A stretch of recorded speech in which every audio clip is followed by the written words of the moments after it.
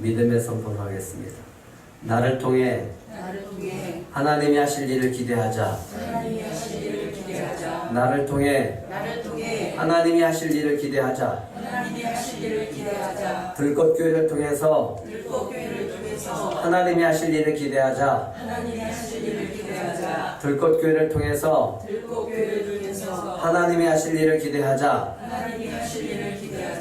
네, 믿으십니까? 네. 서로 인사하겠습니다. 하나님이 당신을 통해 역사하십니다.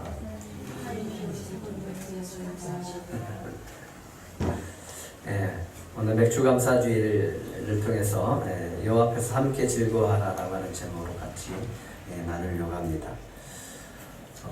제목을 한번 같이 읽어볼까요? 시작! 여호와 앞에서 함께 즐거워하라. 맥주감사주의를 맞이해서 여러분들 안에 주님이 주시는 기쁨이 충만하기를 축복합니다. 현재 육군 복무 기간이 몇 개월이에요? 아시나요? 20개월?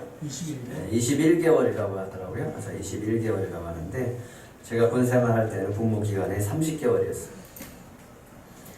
아무리 기간이 짧아져도 저녁을 손꼽아 기다리는 마음은 똑같지 않을까, 그죠? 똑같을 것 같아요.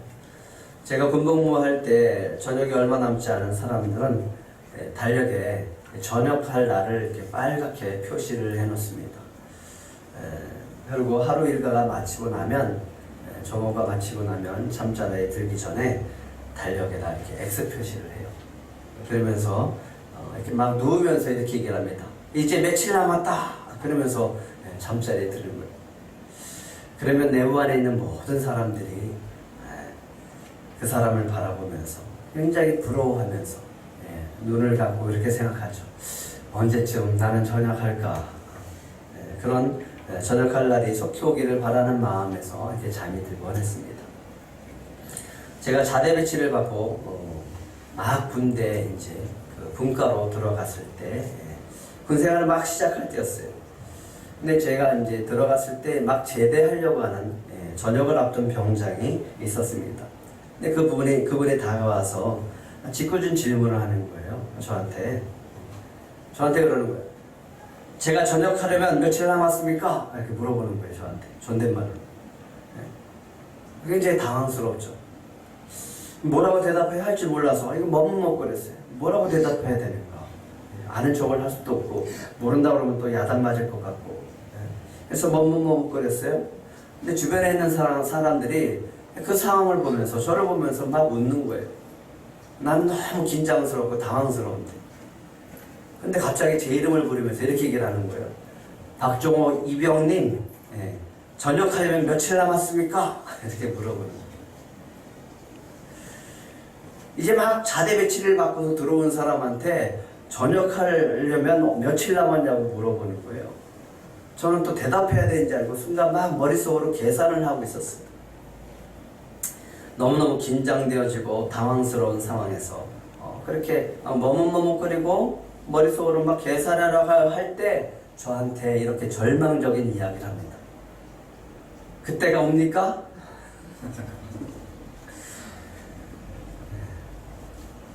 제가 군복무를 다 마칠 때쯤 이제 전역을 할 때쯤 되니까 그분이 생각이 나는 거야.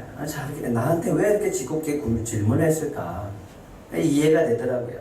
그 사람을 생각하면서 그제서야 그때 그분이 이런 기쁨이 있고 그런 소망이 있어서 나한테 이렇게 짓궂은 질문을 했구나라고 하는 것을 깨닫게 되어졌습니다.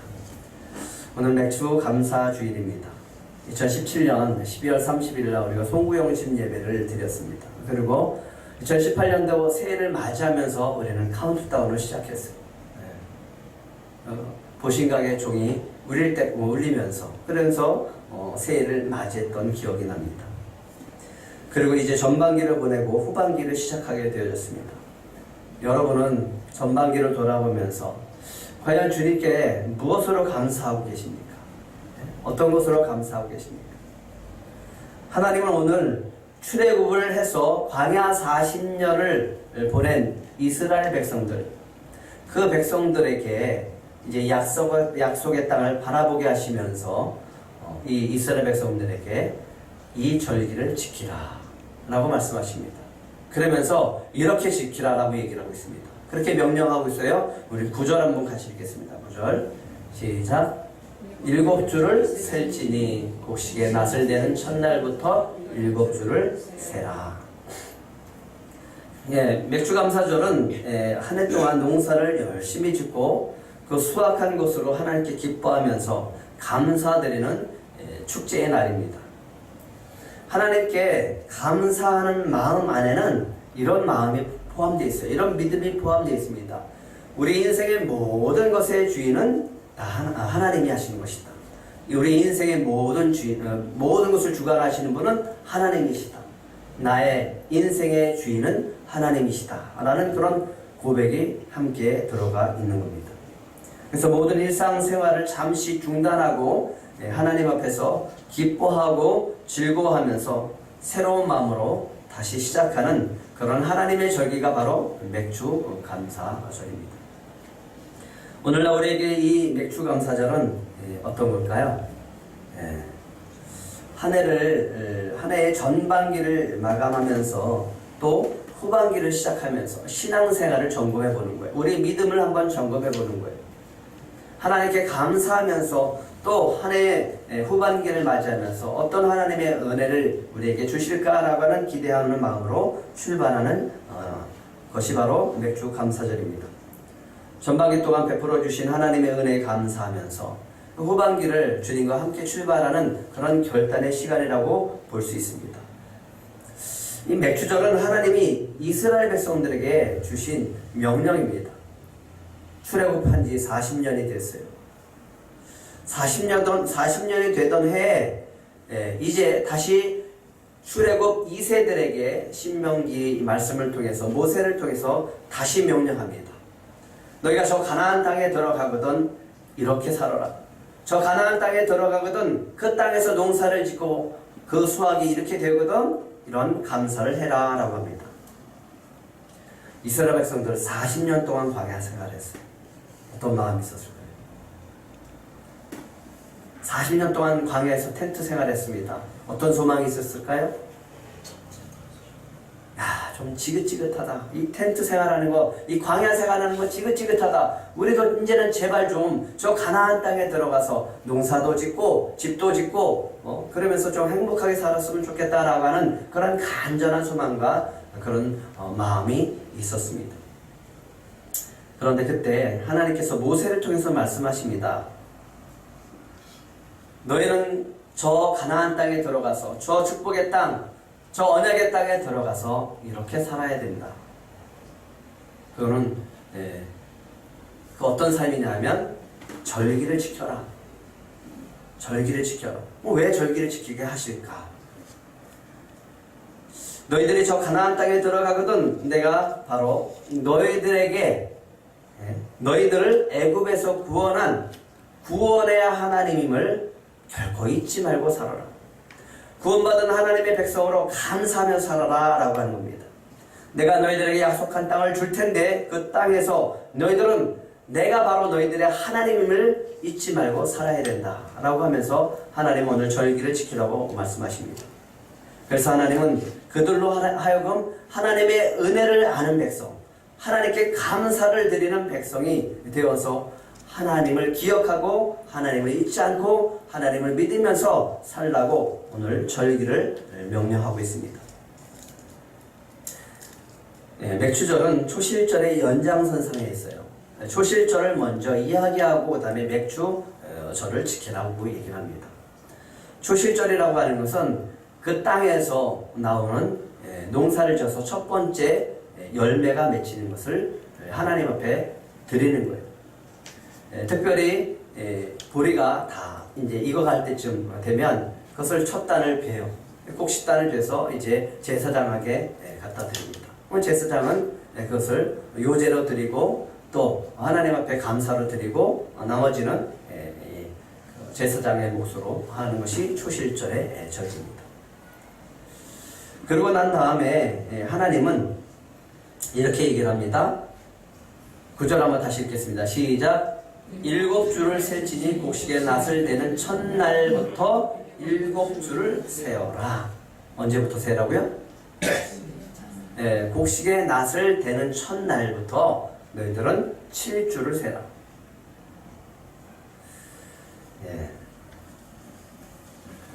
7주면 며칠입니까? 49일입니다. 그래서 7.7절이라고 합니다.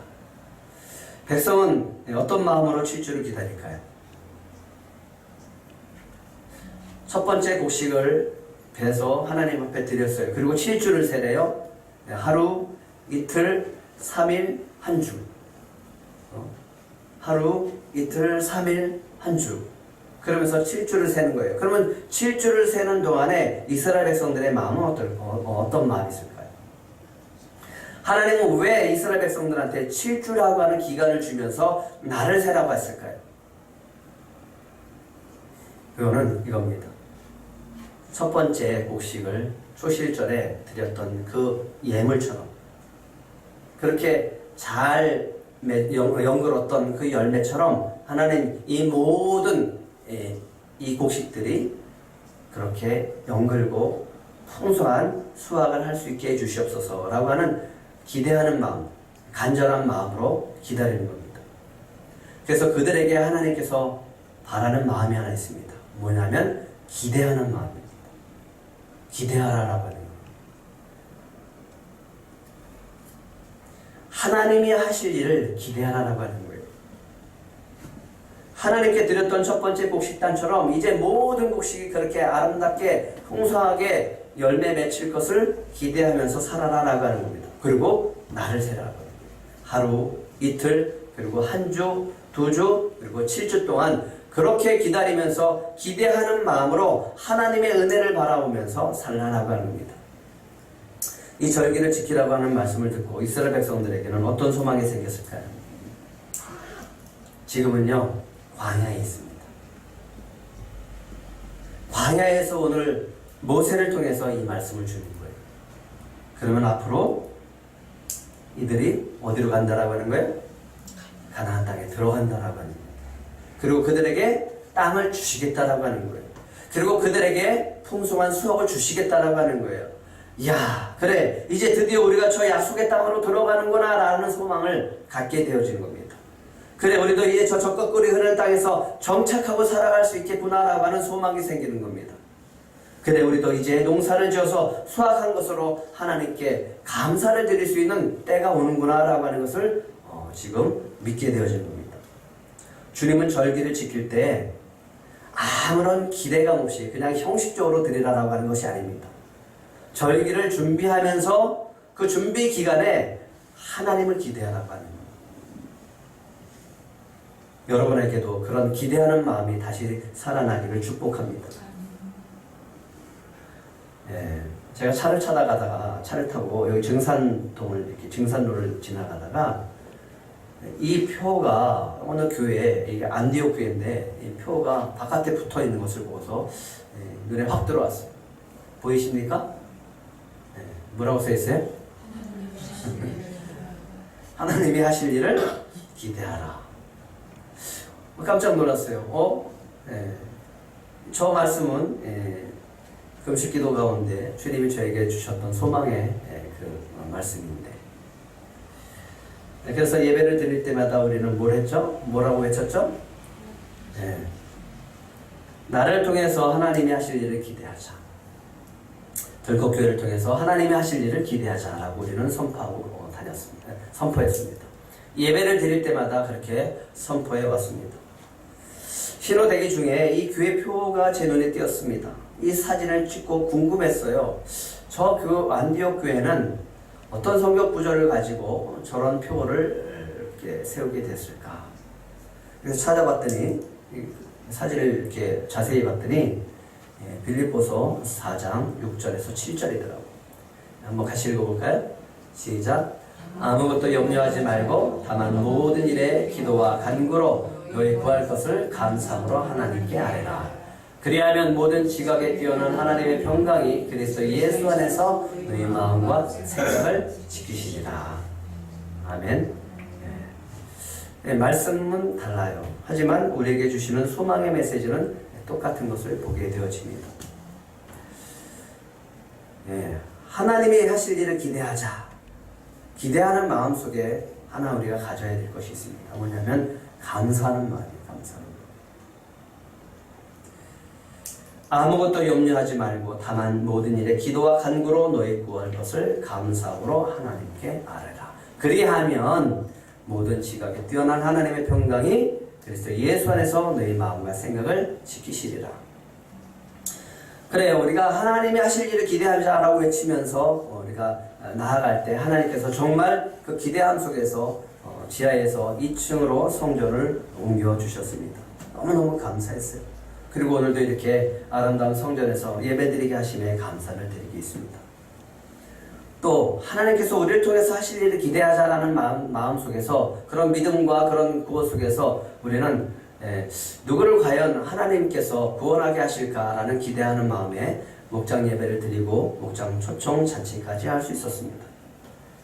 그런데 감사하는 마음이 사라져 버렸어요. 기대하는 마음이 사라졌어요. 왜 그렇죠? 열매를 얻지 못했다고 생각했습니다.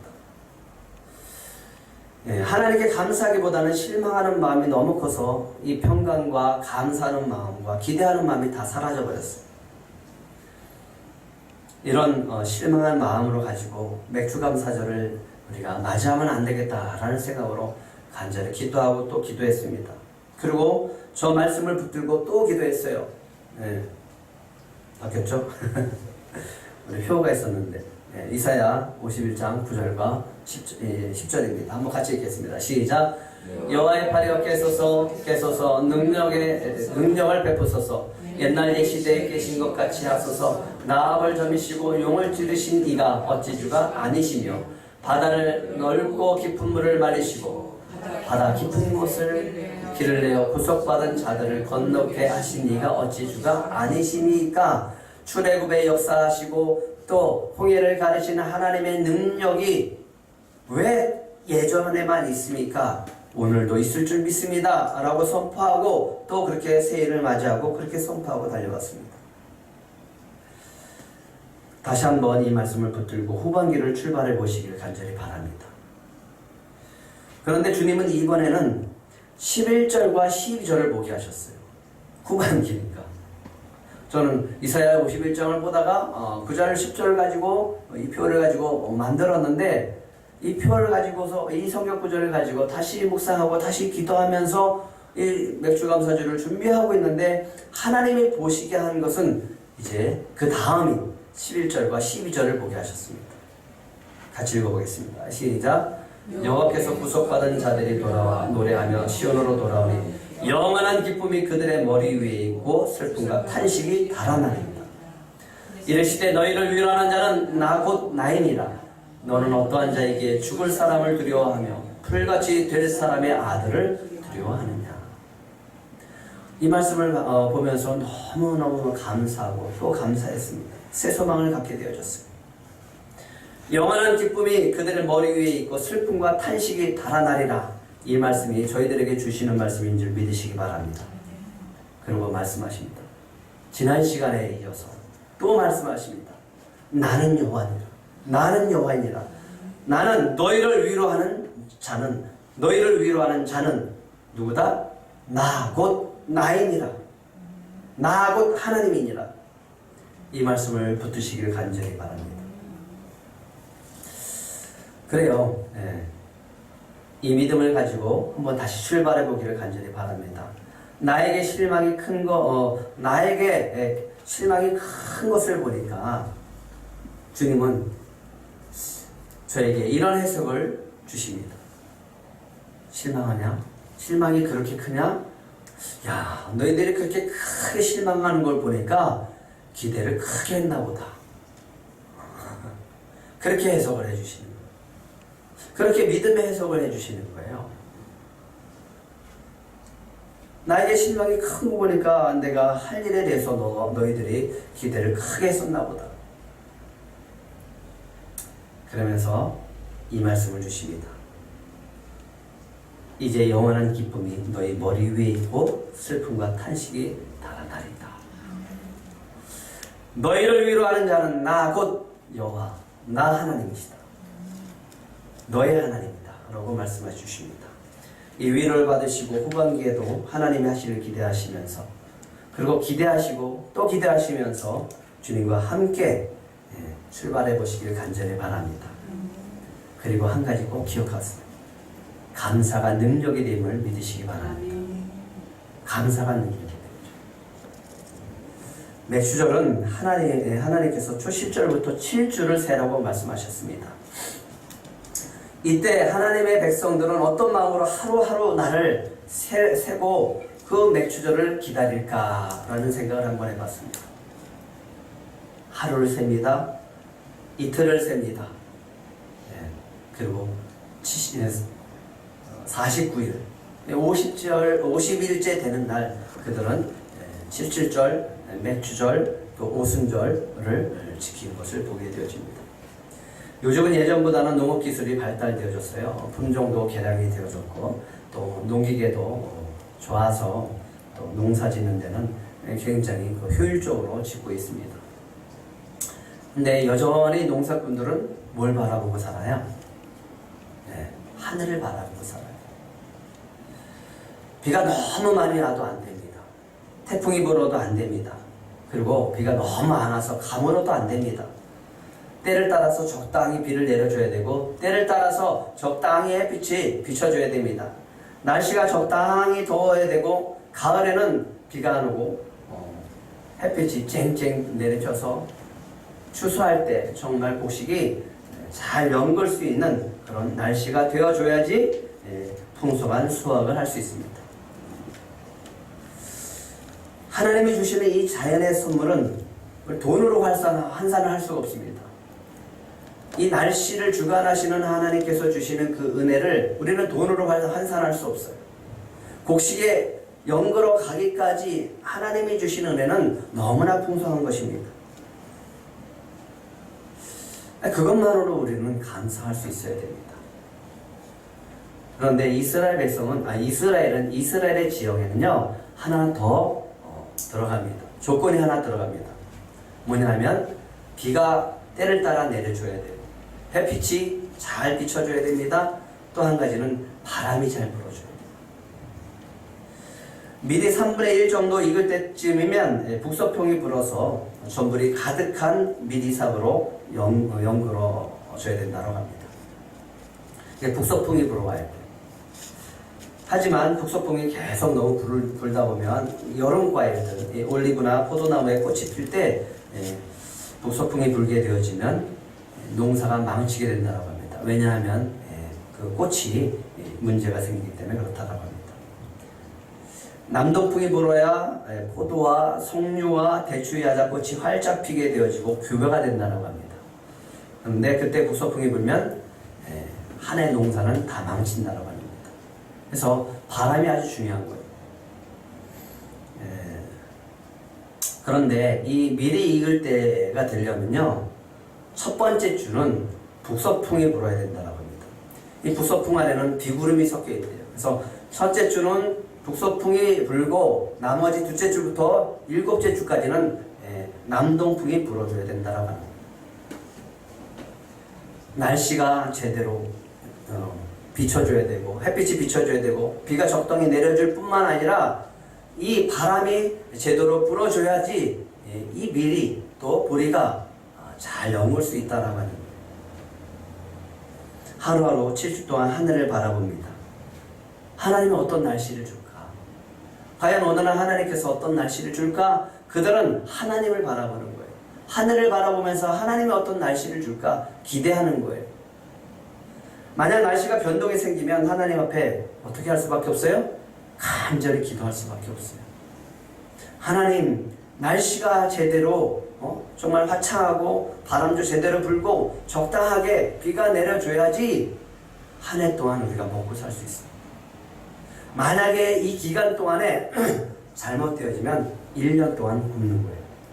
온 가족이 다 굶는 거예요. 그러니까 하나님 앞에 매달릴 수밖에 없는 거예요. 우리가 먹고 사는 게 다 하나님 앞에 매달린 거예요. 그래서 하나님 바라보고 7주 동안 간절히 기도하면서 하나님 바라보는 거예요. 그러면서 매일매일 감사하는 거죠. 하나님 감사합니다. 하나님 감사합니다. 모든 일에는 과정이 있습니다. 결과가 있으려면 과정이 필요한 겁니다. 과정도 소중합니다. 하나님이 이렇게 풍성한 은혜를 주시기까지의 그 과정 안에서도 우리는 감사할 수 있어야 된다고 하는 거예요. 이 모든 것을 주관하신 분이 하나님이신 줄 믿으시기 바랍니다. 그런 고백을 하라고 하는 거예요. 어떤 날은 원하지 않는 바람이 불 때가 있어요. 그러면 마음속에 두려움이 옵니다. 농사 망치는 거 아니야. 어떤 날은 원하지 않는 비가 내립니다. 그러면 또 근심합니다. 또 이렇게 올해는 또 망하는 거 아니야. 또 어떤 날은 너무 선선해서 또 곡식이 연글지 않으면 어떻게 하나, 냉해를 입으면 어떻게 하나 하는 또 근심이, 염려가 생깁니다. 하지만 주님은 하루하루 그 두려움과 근심과 걱정과 염려 속에서 지내는 게 아니라 7주 동안 매일매일 하나님 앞에 감사하는 삶을 살라라고 하는 거예요. 그 감사의 열매가 곧 맥주 감사주입니다. 맥주 감사주입니다. 모든 일에는 과정이 있어요. 모든 일들 속에서는 우리가 원하지 않는 상황이 발생하게 마련입니다. 그러면 우리 마음속에 드는 게 뭐냐면 두려움이에요. 근심이에요. 걱정이에요. 염려예요. 그런다고 그것이 좋아지지 않습니다. 하지만 우리가 빼앗겨서는 안 되는 것이 있어요. 뭐냐 하면 감사하는 마음이에요. 아무리 바람이 불고 아무리 비가 많이 내리고 아무리 햇빛이 쨍쨍 띄고 날씨가 추워진다고 할지라도 우리 안에 빼앗겨서는 안 되는 마음, 그거는 감사하는 마음이다라고 해요. 주님은 그 과정을 통해서 우리에게 원하시는 것이 하나 있습니다. 뭐냐 하면 매일매일 주님과 함께 그 과정을 거쳐 나가기를 원하시는 거예요. 결과만 툭 줘서 그것을 감사라고 하는 게 아니에요. 매일매일 기뻤다, 슬퍼했다, 걱정했다, 염려했다 그러면서 하나님께 기도하면서 그런 애타는 마음 속에서 또 감사하는 마음 속에서 주님과 함께 그 과정을 거쳐가기를 원한다라고 하는 겁니다. 맥주조를 지키면서 하나님께 감사하기를 원한다라고 하는 거예요. 그리고 소망 갖기를 원한다라고 하는 겁니다. 오늘 그들에게는 이 말씀이 그저 감사하는 것으로 끝나는 게 아니라 소망을 주는 말씀입니다. 왜? 이제 모든 것이 끝났다. 우리는 저 가나안 땅으로 돌아가는 민족이 되어졌다. 이제 요단강을 건너면 저 가나안 땅을 가게 되어진다라는 그런 소망을 주십니다. 그런데 문제는요, 가서 뭐 해야 되는지 아십니까? 싸워야 돼요. 가나안 족속과 싸워서 그 땅을 차지하는 과정이 필요합니다. 그들의 선조들은 가나안 족속들의 그 장대한, 기골이 장대한 그 모습을 보고서 마음이 다 녹아져 버렸어요. 그런데 이제 그들은 믿음을 가지고 가나안 땅에 가서 땅을 차지하고 싸워서 그 땅을 분배받고 농사를 지어야 됩니다. 그 과정이 남았어요. 그런데 주님은, 하나님이 이미 이렇게 얘기를 합니다. 너희가 그곳에서 농사를 짓거든. 그러면 이 과정이 어떻다는 거예요? 이미 승리했다라고 하는 거죠. 너희들에게 승리가 주어졌고 너희들은 승리할 것이고 너희들은 땅을 차지할 것이고 너희들은 농사를 지을 것이고 농사를 지면 내가 이렇게 큰 은혜를 베풀 것이다. 그 은혜를 베풀었을 때 너희들은 이런 감사를 드려라라고 하는 거예요. 이런 하나님의 조건이 들어있는 거예요. 맥주절은 그런 의미가 담겨져 있습니다. 이제 후반기가 시작이 되어집니다. 전반기를 마치고 후반기를 시작하면서 하루하루 영적인 전쟁이 벌어지게 되어집니다. 그렇다고 할지라도 후반기에도 주님께서 우리에게 승리를 주실 줄 믿습니다. 우리 안에 착한 일을 시작하신 주님께서 모든 일을 다 성취하실 줄 믿고 주님과 함께 달려가서 올 한 해도 풍성한 은혜로 감사로 영광 올려드리는 저와 여러분이 되기를 축복합니다. 맥주절은 특별히 하나님께 하라고 하는 명령이 있습니다. 14절과 15절입니다. 같이 읽겠습니다. 시작. 절기를 지킬 때에는 너와 내 자녀와 노비와 내 성중에 거주하는 레위인과 객과 거와 가부가 함께 즐거워하되 내 하나님 여호와께 택하신 곳에서 너는 이래 동안 내 하나님 여호와 앞에서 절기를 지키고 내 하나님 여호와께서 내 모든 소출과 내 손으로 행한 모든 일에 복 주실 것이니 너는 온전히 즐거워할지니라. 두 가지가 들어있습니다. 맥추절을 지키는 장소는 내가 정해놓은 중앙 성소가 되어야 된다라고 합니다. 내 하나님 여호와께 택하신 곳에서 드려라. 성막이었고 성소였고 성전이었습니다. 그러면 예루살렘에서 그 성소 주변에 살지 않는 사람들은 어떻게 되냐면 순례를 해야 돼요. 멀리 지방에 있는 사람들은 하나님 앞에 감사의 예물을 가지고 그리고 그 성소를 향해 갑니다. 감사의 축제를 드리기 위해서 순례의 길을 가는 거죠. 이거는 무슨 의미냐면 우리 인생의 중심이 어디 있는가, 우리의 삶의 중심이 어디 있는가라고 하는 거예요. 우리의 인생이 어디를 향해 가야 되는가, 바로 하나님이다라고 하는 거예요. 하나님을 향해서 하나님 앞으로 가야 된다라고 하는 거예요. 또 한 가지는요, 추수와 관련해서 이스라엘에는 아주 다른 나라에 없는 독특한 풍습이 하나 있습니다. 그건 뭐냐면 너와 내 자녀와 노비와 내 성중에 거주하는 레위인과 객과 고아와 가부와 함께 뭐하라? 함께 즐거워하라.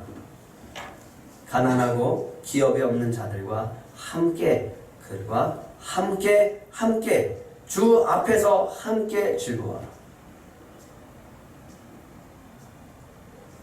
기업이 없는 자들이 있어요. 하나님 앞에 뭔가 드리고 싶어도 드릴 수 없는 사람, 땅을 기업으로 받지 못한 사람도 있고 살다가 어려워진 가난한 사람들도 있습니다.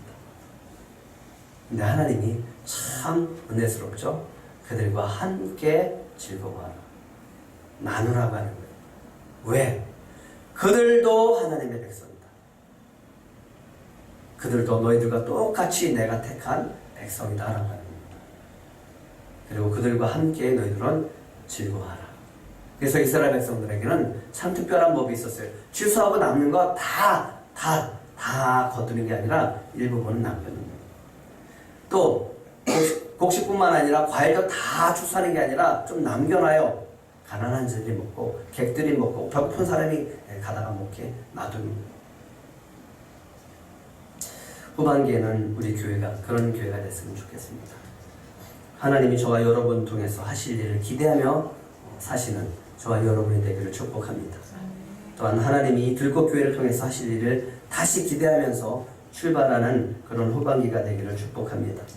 또한 하나님이 주신 은혜와 위로와 축복을 누구든지 오면 같이 나눌 수 있는 저와 여러분이 되고 그렇게 나눌 수 있는 교회가 되기를 축복합니다. 그래서 누구든지 오면 하나님이 함께하는 교회, 또 하나님의 은혜가 있는 교회, 그래서 함께 은혜를 나눌 수 있는 참 좋다라고 하는 그 고백이 터져 나오는 그런 교회가 되기를 축복합니다.